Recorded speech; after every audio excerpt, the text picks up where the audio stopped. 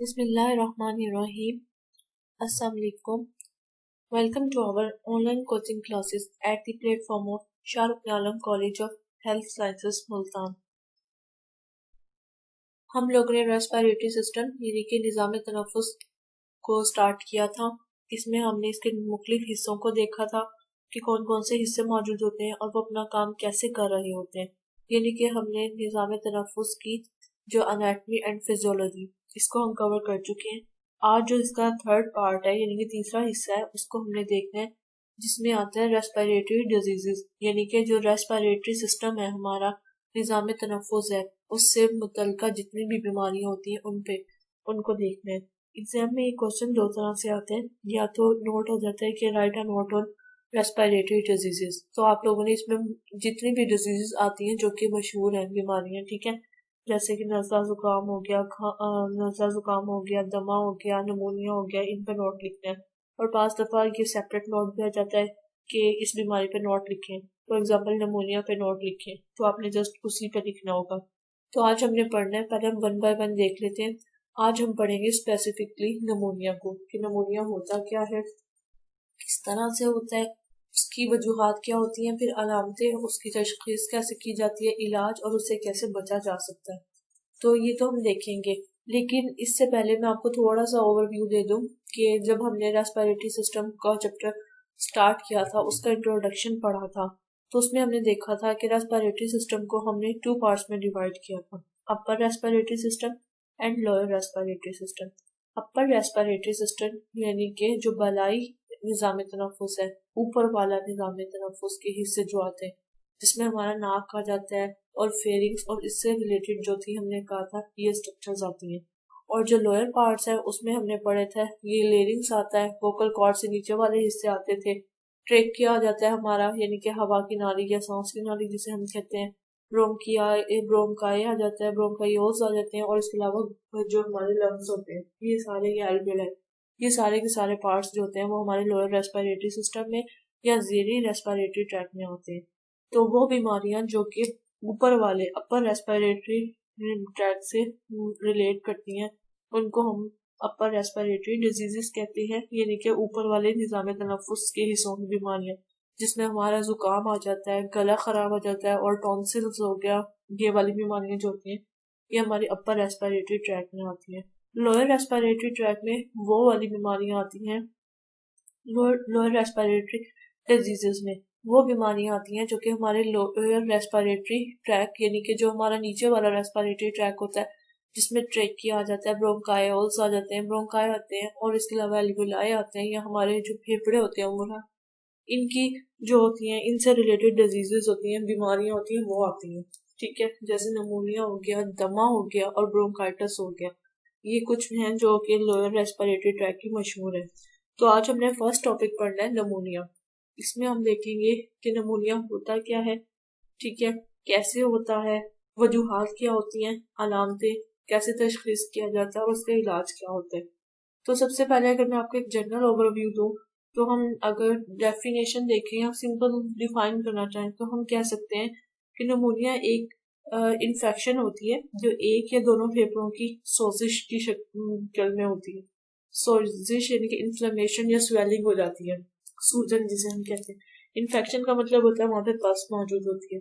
होता क्या है, नमोनिया में हमारे जो ईयर सैक्स है, ठीक है, जिसे एल्वोलाई कहते हैं, उनमें पस पड़ जाती है। इसकी वजह से जो है हमारे लंग्स होते हैं वो सारे के सारे इफेक्ट होते हैं। तो इस वजह से जो है हमारे फेफड़े होते हैं उसमें भी इन्फेक्शन होना स्टार्ट हो जाती है। तो नमोनिया में बेसिकली ये होता है, और ये बेसिकली ज्यादातर जरासीम की वजह से ही होता है।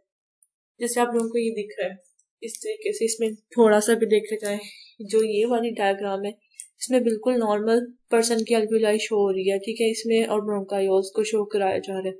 इसमें आपको देखा, अगर आपको दिख रहा होगा कि बिल्कुल कोई ऐसा नहीं है, नॉर्मल है।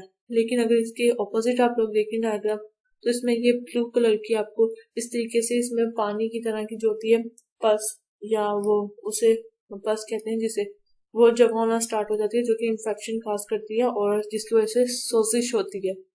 तो एयरवे की हम कह सकते हैं एयरवे की बीमारी होती है। तो इसमें जो है एक या दोनों फेफड़ों की सोजिश हो रही होती है। इसको अगर हम सिंपल डिफाइन कर सकते हैं तो इस तरह से हम कहेंगे फेफड़ों की सोजिश को नमूनिया का नाम देते हैं या फेफड़ों की सोजिश को नमूनिया कहते हैं। इसके अलावा हम ये भी कह सकते हैं, नेक्स्ट पॉइंट आप लोग इसमें गाइड करेंगे कि नमूनिया जो है वो हमारे लोअर या जेरी रेस्पिरेटरी सिस्टम निज़ाम तनफ्फुस की बीमारी है। इसमें होता क्या है, सोजिश की वजह से फेफड़ों का नमूनिया ज़्यादा हिस्सा फ्लूइड से भर जाता है। फ्लूइड इसमें क्या होता है, पस, यानी कि वो जो हमारे लंग्स हैं, फेफड़े हैं, उसमें क्या होती है, पस जमा होना शुरू हो जाती है और सख्त हो जाता है। हमारे फेफड़े जो है वो सख्त हो जाते हैं। इस हालत को कंसोलिडेशन कहते हैं। उसमें क्या होता है, जो हमारे फेफड़े हैं उसमें पस जमा हो रही होती है। अब जाहिर है फेफड़ों से हमारे लंग से हवा नहीं गुजरना होता है, लेकिन जब उसमें पस जमा हो जाती है तो हवा नहीं गुजर सकती। क्यों? क्योंकि वो सख्त हो जाते हैं, इसकी वजह से भारी हो जाते हैं। जबकि हमने पढ़ा था कि लंग्स की स्पॉन्ज लाइक स्ट्रक्चर होती है, बहुत नाजुक से डेलिकेट होते हैं, इसकी वजह से हवा का गुजर नहीं हो रहा होता।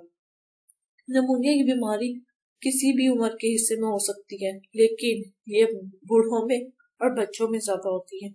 इसकी वजह क्या होती है? क्योंकि बड़ों में और बूढ़ों में जो इम्यूनिटी होती है, निज़ाम कुव्वत मुदाफ़ियत, वो जो होता है कमजोर होता है। जबकि जो अडल्ट होते हैं, नौजवान होते हैं, उनमें इम्यूनिटी सिस्टम स्ट्रॉन्ग होता है, उनका दिफाई निज़ाम जिस्म का मजबूत होता है, इसलिए हम कह सकते हैं। और ये होता क्यों है? ये जरासीम की वजह से होता है। वजूहात अगर हम देखें इनके काजेस, तो इन्फेक्शन जिसके जरिए होती है, बैक्टीरिया, वायरसेस, फंगस, पैरासाइट्स भी नमूनिया कर सकते हैं। फंगस जो होती है फंजाई, जिसे हम फफूंदी कहते हैं, और पैरासाइट्स होते हैं छोटे छोटे कीड़े होते हैं, उनके जरिए भी नमूनिया हो सकता है। उसके अलावा मेन रीजन है केमिकल्स की इनहेलेशन, इनहेल करना यानी कि अंदर ले जाना नाक के जरिए, यानी कि कोई ऐसे केमिकल्स जो कि हमारे जो है लंग्स उनको डैमेज करते हैं, उनकी अगर इनहेलेशन होती है तो उससे भी नमूनिया हो सकता है। और फेफड़ों में जख्म हो जाना, जख्म क्यों हो सकता है फेफड़ों में? जैसे कौन सी कंडीशन होती है? स्मोकर्स होते हैं, वो स्मोकिंग करते हैं, तो जिसकी वजह से हमारे फेफड़ों में जो है वो जख्म हो जाता है, उस वजह से भी जो है पस बन सकती है। और क्योंकि जख्म अगर ठीक नहीं होता तो उसमें पस जमा होना स्टार्ट हो जाती है, जिसकी वजह से नमूनिया हो सकता है। अगर आप डायग्राम में देखेंगे इसके कॉजेज में आप लोगों को बैक्टीरिया, वायरसेस, फंजाई और चौथा ऑप्शन एस्पायरेशन का दिख रहा होगा। एस्पायरेशन बेसिकली होती क्या है? ये जब भी कोई लिक्विड चीज या कोई भी सॉलिड चीज, निकलने वाली चीज जो है वो हमारी हवा की नाली के जरिए फेफड़ों में पहुंच जाती है, तो उसको एस्पायरेशन कहते हैं। या जैसे हमारी वॉमिटिंग होती है, ठीक है, अगर वो हमारी सांस की नाली में दाखिल हो जाए तो क्या होता है, हमारे जो लंग्स है या एयर भी है, हमारा रेस्पिरेटरी ट्रैक है, उसमें जो है पस बनना स्टार्ट हो जाती है, क्योंकि उसमें दाखिल नहीं होता। एपिग्लोटिस क्या कर रहा होता है? कवर कर देता है जब हम कुछ खा पी रहे होते हैं। लेकिन अगर कभी ऐसा ना हो तो इस प्रोसेस को एस्पायरेशन कहते हैं। तो इसकी वजह से भी जो है हमारा लंग्स है उसमें इंफेक्शन हो सकती है, जो कि नमूनिया कहलाती है। ये तो होगी इसकी वजूहात। अब हम देखते हैं कि नमूनिया होता कैसे है। ठीक है, वजूहात हमने ये पढ़ लिया कि जरासीम की वजह से होती है बेसिकली। तो जरासीम की वजह से होता क्या है, क्यों होती है, अगर इसको देखें तो इसको हम कह सकते हैं कि नमूनिया कैसे होता है। बेसिकली क्या होता है, हम लोगों ने पढ़ा था कि जो हमारे नोज होते हैं उसमें भी बाल होते हैं जो कि डस्ट पार्टिकल्स को रोक लेते हैं। अंदर हम लोगों ने जब अनेटमी पढ़ी है रेस्पिरेटरी ट्रैक की, तो हमने ट्रैकिया में भी पढ़ा है, और जो भी है हमारा कि उसमें सीलिया पाए जाते हैं। सीलिया क्या होते हैं? हेयर लाइक स्ट्रक्चर्स होते हैं, बाल की तरह की साख्तें होती है, जिन्होंने क्या करना होता है, बाहर से आने वाले पार्टिकल्स को जो कि नुकसानदेह होते हैं उनको रोकना होता है। और इसके अलावा हमने म्यूकस का भी पढ़ा था कि म्यूकस होता है, यानी कि बलगम बन रही होती है, वो क्या करती है, जरासीमों को जो है वो बाहर निकाल देती है जिस्म से, जिसकी वजह से हमारे लंग्स हैं, यानी कि जो हमारे फेफड़े हैं, उस तक बिल्कुल फिल्टर की हुई साफ सुथरी हवा जा रही होती है। लेकिन बाज दफा ऐसा नहीं हो सकता, कोई ना कोई जरासीम बच के फिर भी चला जाता है। तो आखिर क्या रीजन है कि अल्लाह ताला ने इतने सारे जो है वो बैरियर्स लगाए हुए हैं, यानी कि रुकावटें हैं हमारे जिस्म में, लेकिन फिर भी जरासीम जो है वो गुजर जाता है। उसकी मुख्तलिफ वजूहात होती है। पहली वजह ये कि उस शख्स के अंदर कुव्वत मुदाफ़ती निज़ाम जो होता है वो बहुत कमजोर होते हैं, जो कि बूढ़ों में और बच्चों में होता है। ठीक है, दूसरी वजह जो हो सकती है बेसिकली ये होती है कि जो जरासीम है जो दाखिल हो रहा है वो इतना स्ट्रोंग है कि उन सारे बैरियर से बच के अंदर दाखिल हो जाता है।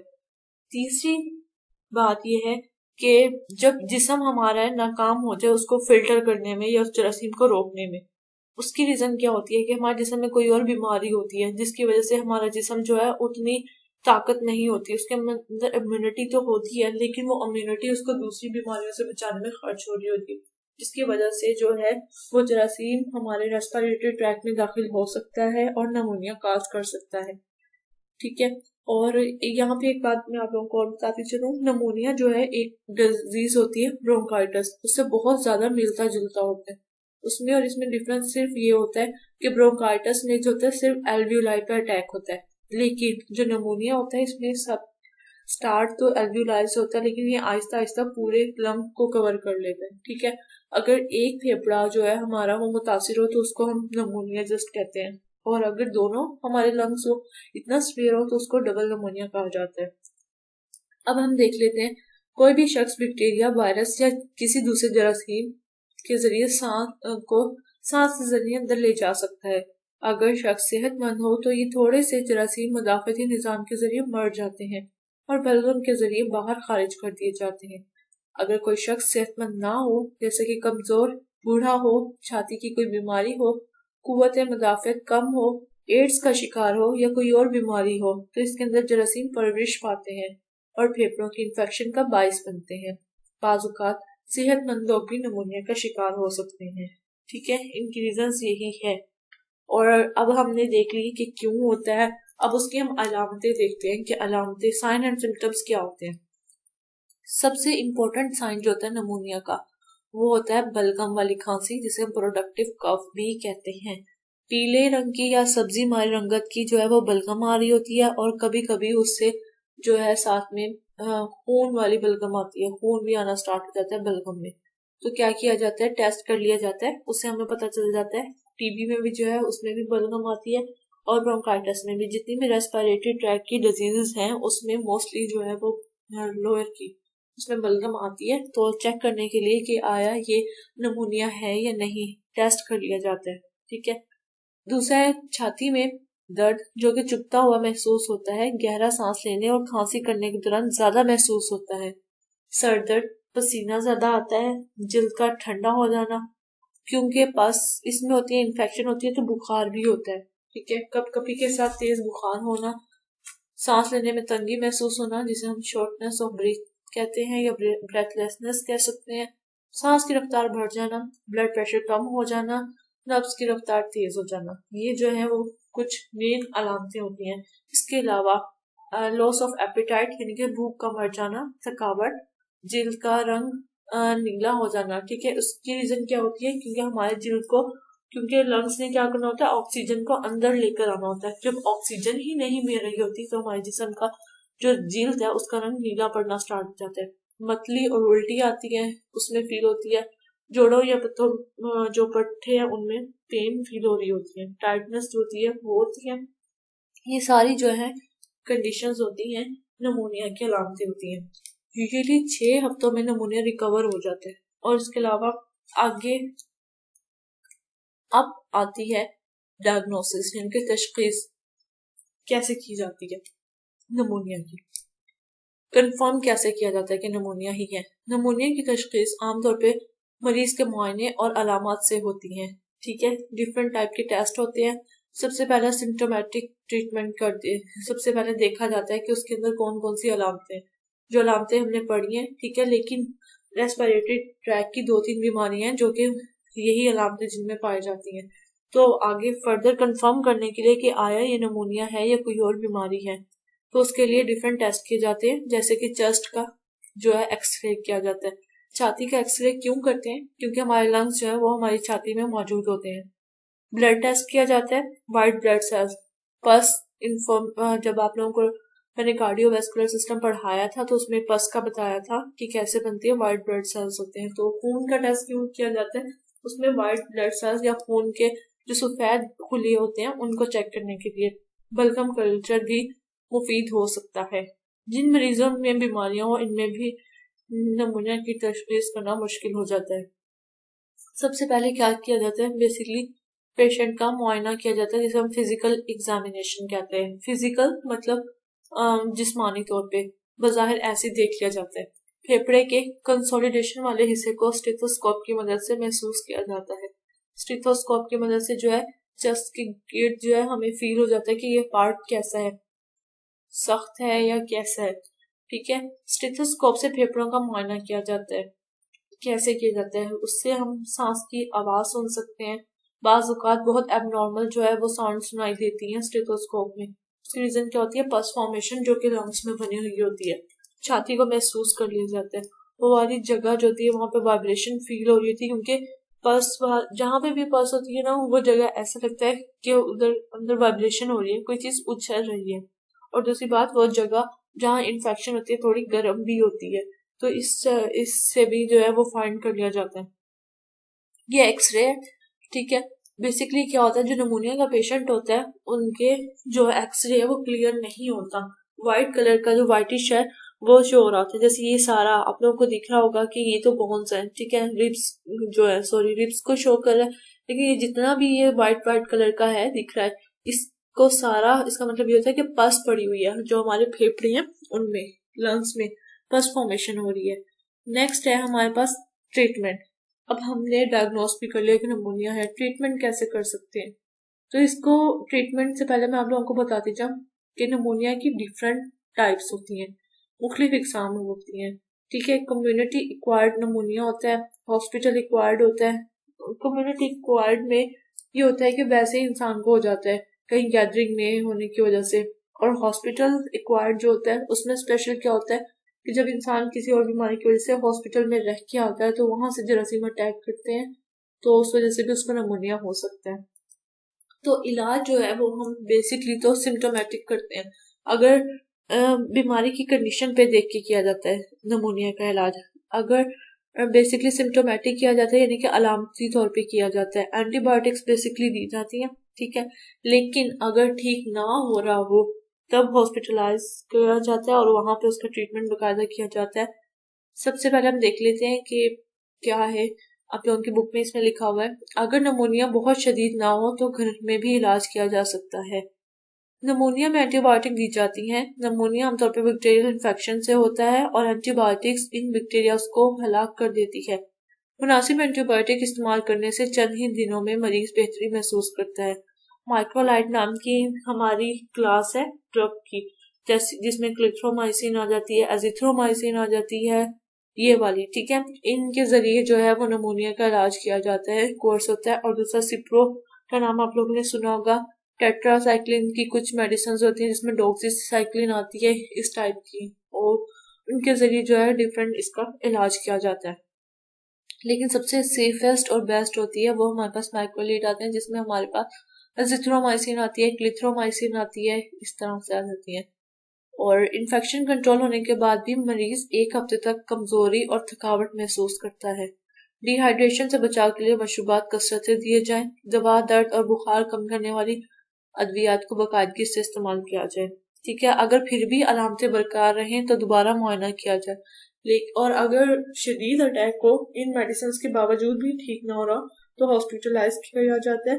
उसमें क्या होता है, क्योंकि शदीद अटैक की वजह से ऑक्सीजन जो है वो नहीं भर रही होती, और इसकी वजह से हमारे जो दिमाग है उस पर भी अटैक हो सकता है, क्योंकि हमारा ब्रेन वाहिद पार्ट है जिसे बाकायदा हर वक्त जो है ताज़ा फ्रेश ऑक्सीजन की ज़रूरत होती है। तो जब लंग से ऑक्सीजन नहीं जा रही होती तो हो सकता है कि हमारे ब्रेन की डेथ होने के चांसेस होते हैं।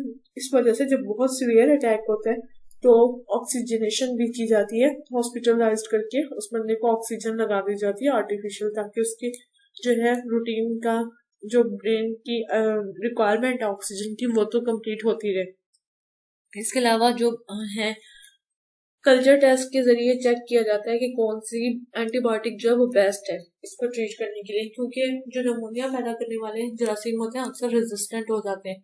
रेजिस्टेंट का मतलब होता है जिसे सिंपल उर्दू में देखा जाए जिसपे कोई असर नहीं होता, कोई भी मेडिसिन दे दे तो उनपे कोई असर नहीं होता। तो इसलिए कल्चर टेस्ट किया जाता है ताकि हम चेक कर सकें कि कौन सी एंटीबायोटिक जो है वो बेहतर है जिससे हम ट्रीटमेंट कर सकते हैं। इसके अलावा नमूनिया के बारे में एक मिसकंसेप्ट ये भी है कि लोग समझते हैं कि सर्दियों में ज्यादा होता है, ऐसी कोई बात नहीं है, नमूनिया का कोई सीजन नहीं होता। सर्दियों में नमूनिया होने के चांसेस उस दर्जा हरारत में कमी होना नहीं होती।